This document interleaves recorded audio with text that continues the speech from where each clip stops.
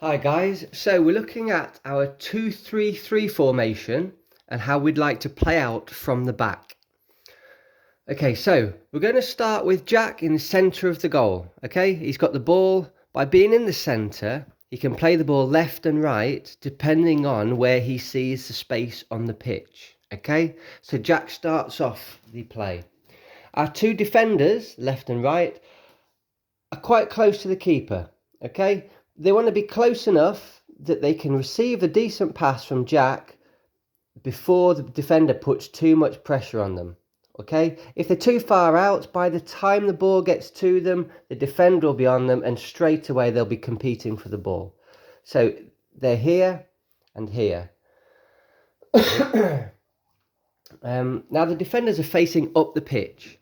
Okay, they're not looking at Jack, they're looking up the pitch to get an idea of the bigger picture so they can see where the players are, where our players are, where their players are, and where the space is. So by the time they get the ball, they should already have a good idea of what they're going to do with the ball. So the three centre midfielders, we've got the two CMs here and here, sort of in the centre of the pitch, and then we've got the CDM.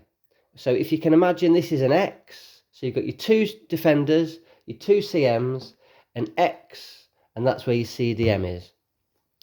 Okay, now these three are scanning, especially when the ball's dead. They should be looking around to see where the space is. I mean, the CDM can see here if it stays like this. At the minute, he's got some space. The two CMs, you know, they're a bit closer to the other players. So your CDM's got some space, but they're constantly looking around so they know where the space is. Now your front three players, your attacking three, the central attacker is on the centre spot. Okay, he's trying to keep the defence, the opposing defence, as far back as we can get them. The further up the pitch he comes, often the defenders will follow him and then will be too compact. So he wants to stay all the way up there. Now the two wide players, if they're too far up, there'll be no passing option here. Okay, so they need to make sure they're coming back and staying nice and wide.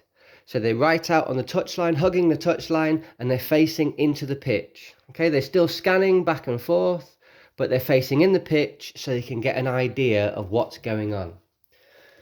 So that's it. We've got the 2-3-3, whereas at the minute, the wide attackers are slightly further back, slightly withdrawn. Now, we talk a bit about these, our 4 S's. So it's the scan, space, signal, and share. It's really important, the scanning.